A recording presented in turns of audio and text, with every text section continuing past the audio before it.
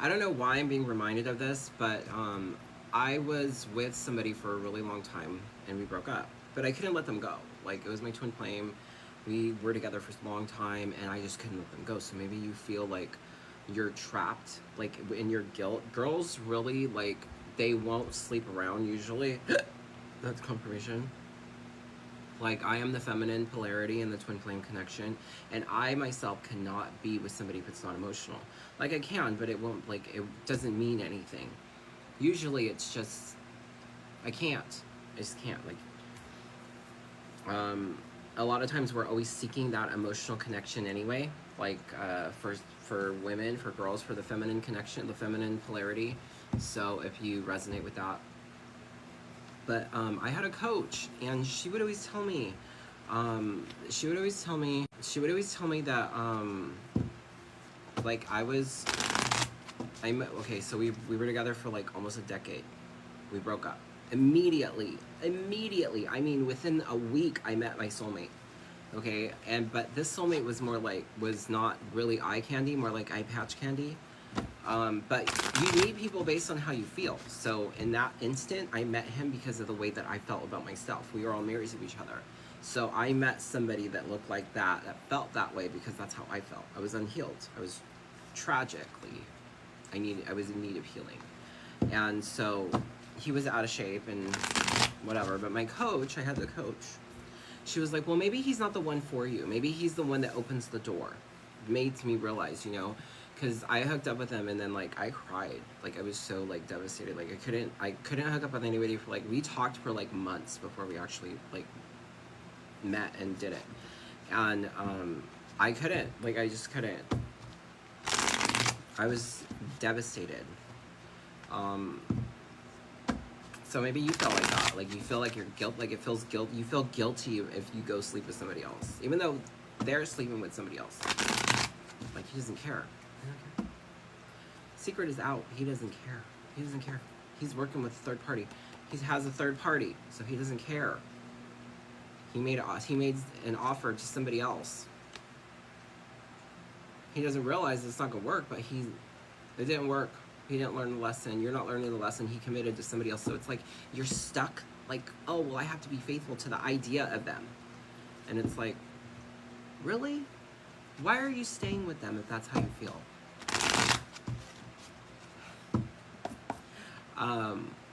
I got like a lot of messages about that. But really, it was about me coming into my own healing and then being open to that. It took a long time. It really did. But maybe he opened the door. So maybe you feel like you met somebody, but it's like they're kind of what you want. Like, in the moment, like, you need somebody to help you get to the next person. It's kind of like when you're working out and you need that resistance change. You need something to change it up to make it funner again. You need a new song to keep you motivated. You need to change up your workout and get a new exercise. Like that song that hits and it just keeps going. But or even the person, like, you get to a certain stage and they are there. That's what your soulmates are. They are there to help you on your journey. So, a new beginning, a new creative spark, a completion. Like, I'm going forward, the ace and then the two, going forward, choosing that path forward. So it's like, how do I do it? Well, they're gonna help you do it. They're part of your journey. It's the world. It's part of your journey.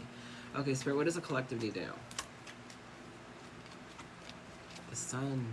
The sun. You realize that this person is cheating, or you were doubting that they were who they are. People will show you who they are. Believe them. Believe them. They will show you who they are.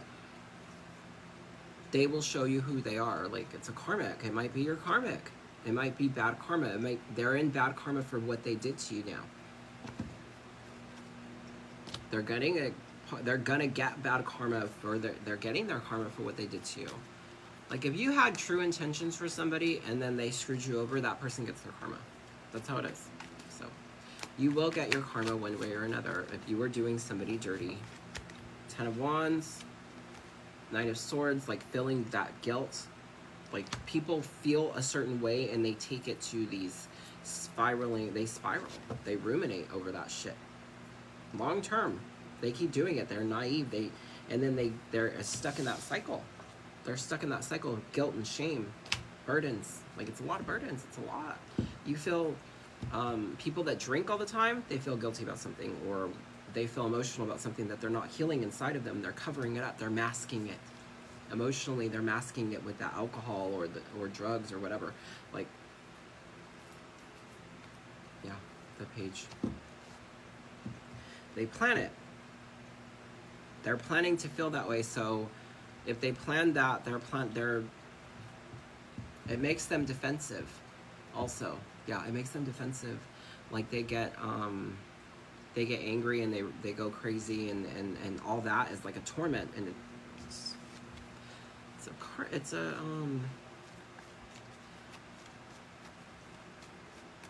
their karma. It makes them weak. It makes them weak. They might tell you things, so trust that inner knowing. Even if they're not talking about it, they're emotionally, like, they're showing you. They're showing you they're insecure. Insecure men cheat. Weakness. It makes them weak. It weakens their spirit. Banish them. You can banish them in that state. Like, goodbye. Like, banish them, whether it's like, that person is going to get their karma one way or another. If you were with somebody and you had true intentions, and they effed with you, and they messed with you, and they took advantage of you, and they think they're just going to walk away, when it's over, that person gets their karma for everything that they did. You can't do ugly things to somebody and expect to live a beautiful life. I'm sorry, that's just not the way it works. Sometimes it takes a while for them to get their karma, but it happens.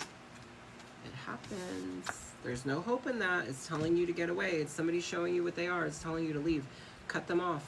They're showing you what kind of person they are. What's sticking out right here? You're acting like you're happy at home, but you're really unfulfilled. And the justice is reversed. It's your karmic. It's unhappy. It's bad karma. It's a karmic person. It's unfair. It's unjust. It's literally telling you to get away from it. And there's no hope. It's depression. There's no hope. It's hopeless. It's hopeless. So why do you stay in that? Why would you stay there? Don't wait for that person. They cheated on you. The same cards. Pay attention to this. They cheated on you.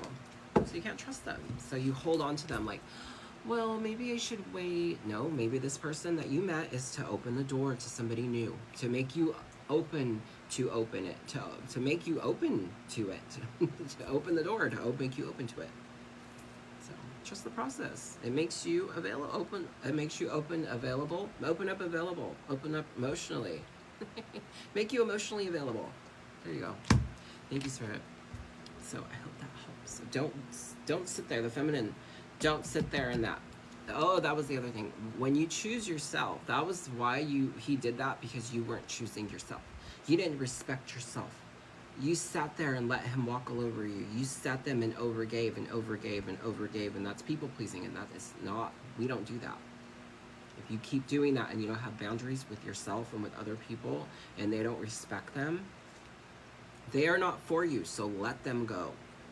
But the twin flame journey is all about choosing you, like respecting yourself, not abandoning yourself, because that is also self-abandonment. When you go and you people please somebody else and build them up instead of building yourself up,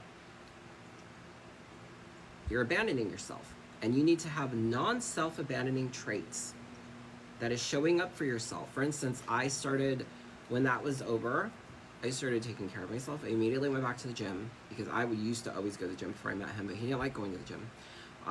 I'd start just let myself go. So I immediately went back to the gym. I started this and that, and working on myself and getting myself back to where I was before we met, as much as possible. I'm older now, but that makes you emotionally available to somebody else, and you heal, and then you meet somebody on that new timeline where you are healed. So maybe they're just there to help you along your journey. Maybe it's your soulmate. But I met one, and then I met another one. And the second one, god damn, he is fine. So anyway,